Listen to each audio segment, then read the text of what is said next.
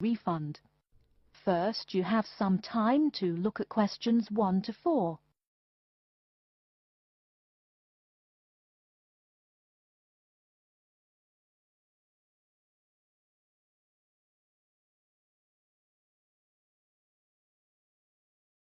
You will see that there is an example which has been done for you.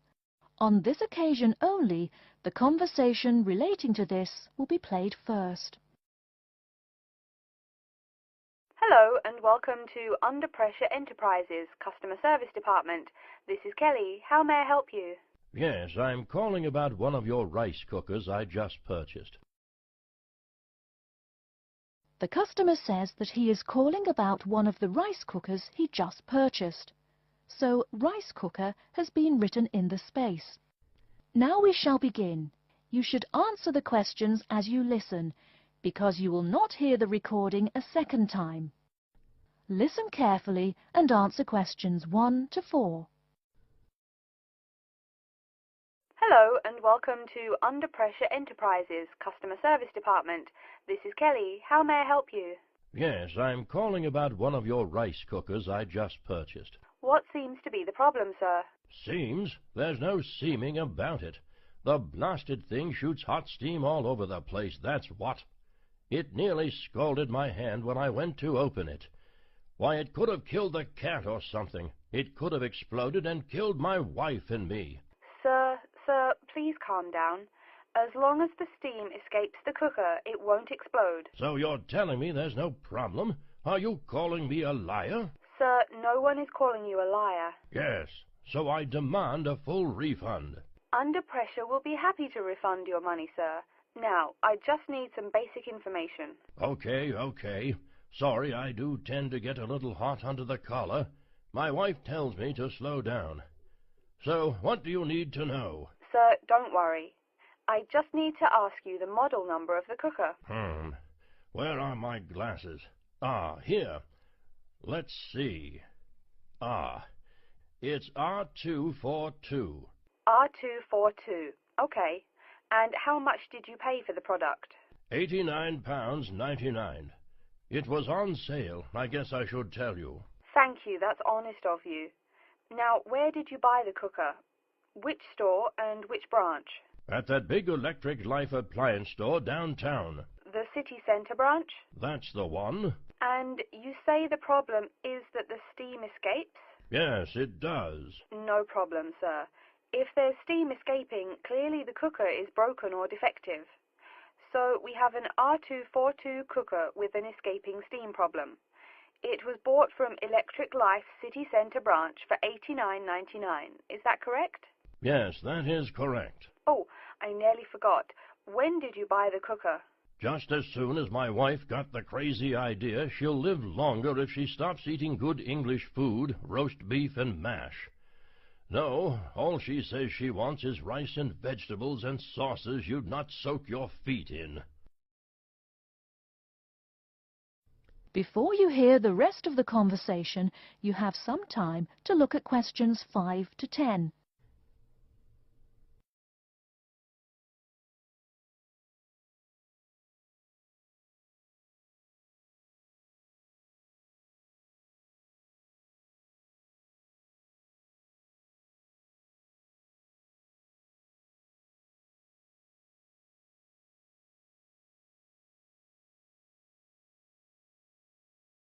Now listen and answer questions 5 to 10. Sir, when did you buy it? Oh, there I go again. Let's see. We bought it just 6 months ago. We hardly use it either. But 6 months? Is that too long? I mean, for the warranty? Very well. That's well within the warranty period. Now, what's your name and address? Name and address? What for? Sir, it is company policy. If you want your money, you must inform me. Money, you say? Oh, my name is Herbert Hewitt, and my address is 84 Park Road. Is that here in Coventry? Yes, the postal code is B0241DJ. But I don't think sending things in the mail is very secure or very efficient. I mean... Don't worry, Mr. Hewitt, don't worry. We can credit the money to your credit card. You do have one, don't you? Yes, that's how we paid for the cooker. Oh, yes. We still have the number on the computer. I only need to ask your card's expiry date. I'm afraid I never give that sort of information out. I mean, once you have that, anyone could go charging things and... Sir, I said your expiry date, not your card's password. Oh, yes. Foolish me. Of course, you didn't say password. Let's see. That will be April 2008. April 2008. Very well. Your card still has nearly 2 months left to go. We'll get that refund right to you, probably by 5 o'clock this evening. You had better. If I don't get my money... Wait. Yes, I know I'm losing my temper again. I really am sorry. I haven't had my medicine today. And, sir, just one more question for our records. How often do you go shopping at the city centre branch? Oh, well, it's hard to say. I suppose maybe once a month. But I can tell you this. If I don't get my refund, I'll never shop there again. Oh, I think it's time to start looking for another job. That is the end of Section 1. Section 2. You hear a talk by a counsellor from the University of New South Wales, who will introduce some useful facilities and services on the campus. First, you have some time to look at questions 11 to 15.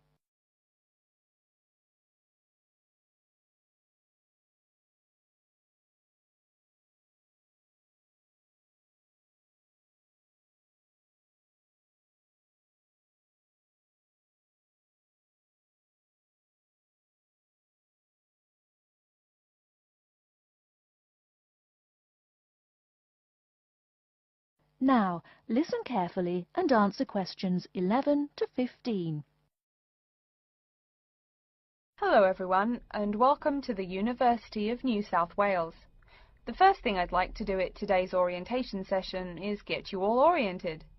That means tell you the location of some useful facilities and services. So, first of all, take out the maps we gave you all as you came in the door. The map is the big yellow sheet of paper. As you can see on the map, north is at the top, south at the bottom, etc. Which way is north? Well, look through that window on my left, your right. See the rising sun? That would have to be east. So north must be directly behind me. Now, we're at the campus main gate. The recreational facilities are on my right hand, and its opposite is the student centre. No questions? Good. Pretty easy, right? Okay. Did everyone eat breakfast at the student food service this morning? Was the food good? Yes, I am joking. I've eaten there too. So, after a meal like that, you must be eager to go to a doctor, right? Well, I have good news for you. The Student Health Centre is located about half a kilometre straight north of here. Look on your maps. You see the street on the east side of this building? Ned Kelly Avenue? Just follow that about 500 metres and the health centre will be on your left at the 3rd cross street. Now, I know you all just got here, so you must be wondering how to tell your folks you've arrived safely, how much you miss the dog, and how you already need more money. If you don't have an iPhone, you probably are wondering where to find a computer. Well, I have good news. If you go straight out of its door and walk down the garden street, you'll see the internet unit on your left side, just next to the gym. The hours are posted on the door, and the computers are free, but you must bring your student ID card with you. Like I tell everyone, if you need help with anything, you can probably find right here in the student centre. Do you see the 4 buildings there between the student centre and the library? Those are the dormitories. The men's dorms are the 2 on the south, the women's the 2 on the north. Okay, I'm sorry to have to tell you, but the university has been doing a lot of repairs and remodelling, and it's not all done yet. So there may be some small problems with your dorm rooms. Maybe the window doesn't open. Maybe an air conditioner is missing or does not work. If there are any problems, you can go to the complaint office, which is right beside the teaching building between the Parker Street and the Crammer Street. Just tell them your problem, and they should have it fixed by the time you graduate in 4 years. I'm joking, but please be patient. There are a lot of little things they need to take care of. Tired of the school food? No? Give it a week. Or maybe you just need a place to get coffee in the wee hours of the night during one of those marathon study sessions. Either way, you definitely have to check out the little cafe just past the women's dormitories. They've got free Wi-Fi, so a lot of students saddle up with coffee and a bagel for hours on end to get work done. Before you hear the rest of the talk, you have some time to look at questions 16 to 20.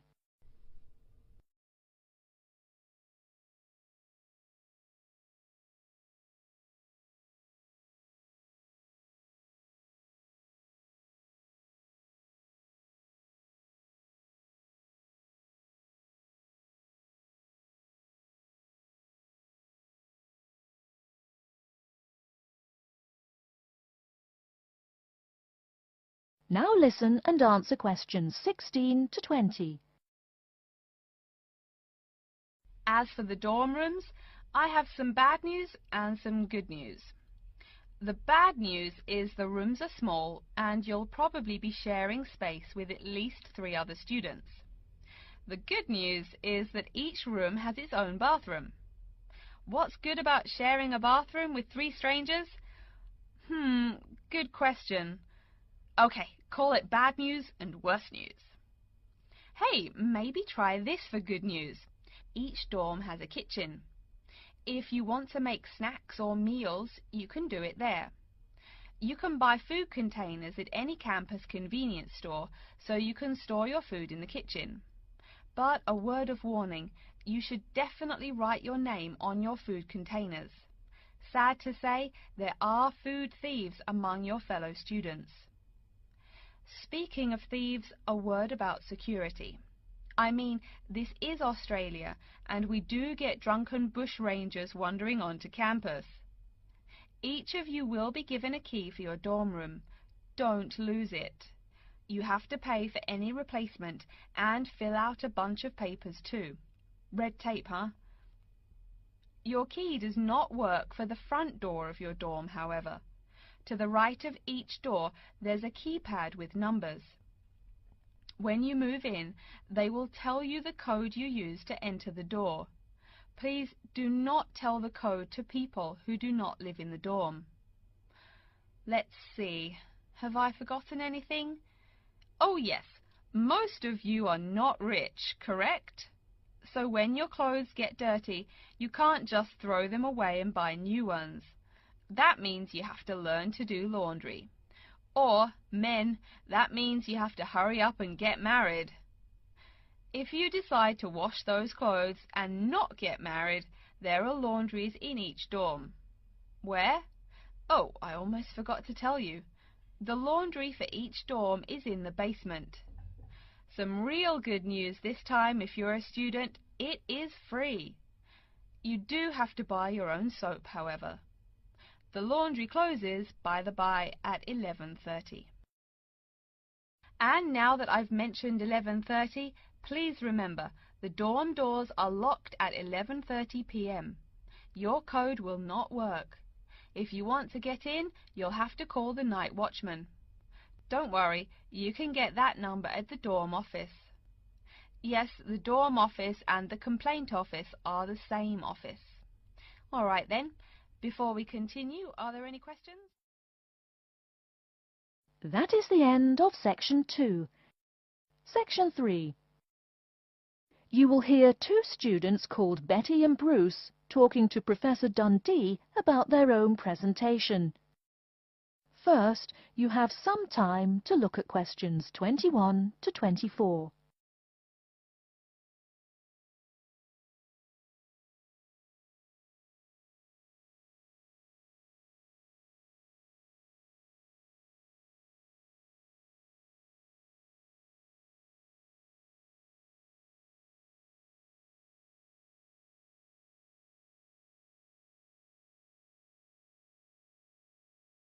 Now, listen carefully and answer questions 21 to 24.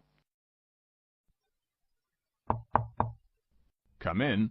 Professor Dundee, we're ready to make our presentation. Oh, yes. I did say 1 o'clock, didn't I? Please, sit down. So, who goes first? Bruce? Or you, Betty? I guess I could. Bruce is always a little shy. Not after he's had a lager for lunch, eh, Bruce? Ha ha! No, Betty really should go first. Okay, well, I'm reporting on the effects of different marketing strategies on the cheese and oil markets. Different strategies obviously affect the sales volume differently. I looked at the sales in 2 countries, New Zealand and Colombia. And what did you find? Pray tell. Well, in New Zealand, the sales of both oil and cheese have declined pretty steadily, and in fact the sales have decreased more quickly than the population. On the other hand, in Colombia, the volume of sales for both products has remained the same. Wait, so you said sales in New Zealand have been going down? Correct. Suppliers have introduced 2 new upscale brands of each product, which are a bit expensive but very tasty.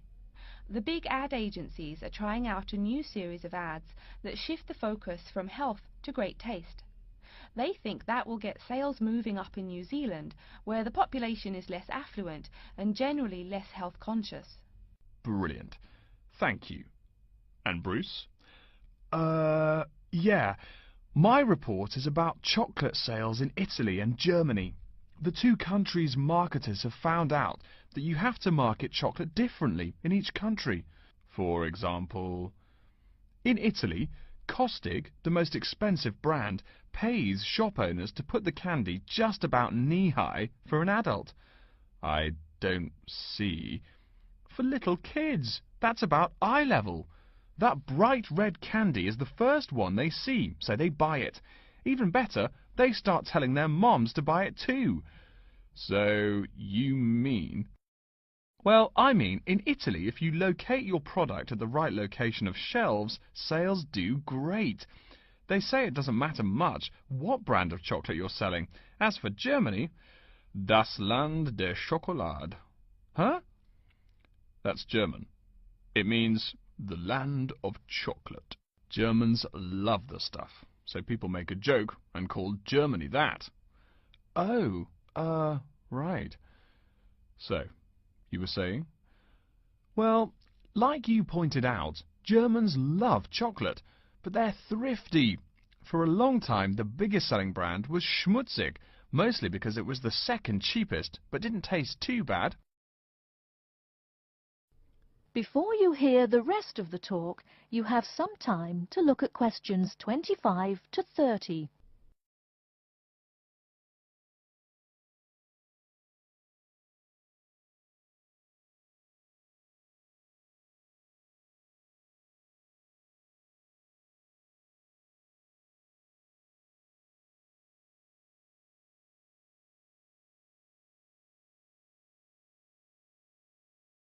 Now listen and answer questions 25 to 30. Again, brilliant. A pretty good job, both of you. Tell me, what do you plan to investigate next week? I'm especially interested in the effects of colour on sales of products, so I'll be looking at ads for cosmetics and cleaning products in the local market. You know, like the distinct orange colour of Mr. Muscle, lavatory cleaning products. And you, Bruce? I'm focusing on the effects of different containers on sales of cookies, so I'm going to look into packaging for cookies and how the materials they use will affect the image, and in turn, sales. You know, most containers are paper, but some expensive cookies come in metal boxes. The shiny metal boxes catch people's attention, and the image remains in the memory longer. Well, it sounds like you two are all set. But as always in this course, I urge you both to pay much more attention to the advertisement extensions. That's often the key. All right? Any questions for me before you go? No, I think I'm all set. Thanks. Me too. Thanks, Professor Dundee. See you later. That is the end of Section 3. Section 4. You will hear an introduction of the exhibition named 2 Centuries of the Bike. First, you have some time to look at questions 31 to 40.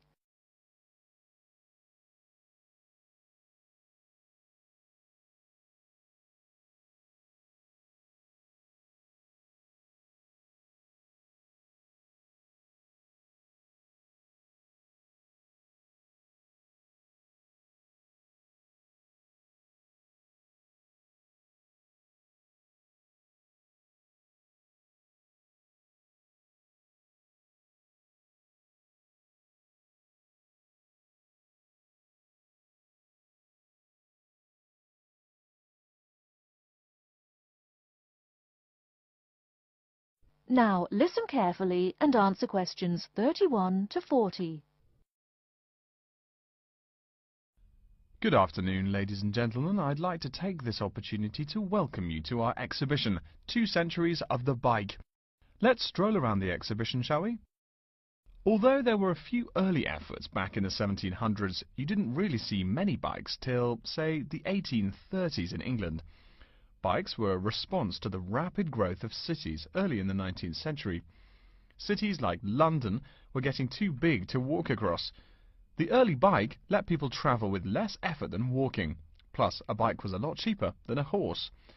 Think of it. No one invented a bike for, 5,000 years of human history. Why did people do it then? Probably because this was the start of the machine age. People wanted machines to do all the work. There were some drawbacks, however. For one thing, there were no pedals. You simply pushed yourself along using your feet, kind of like today's skateboard.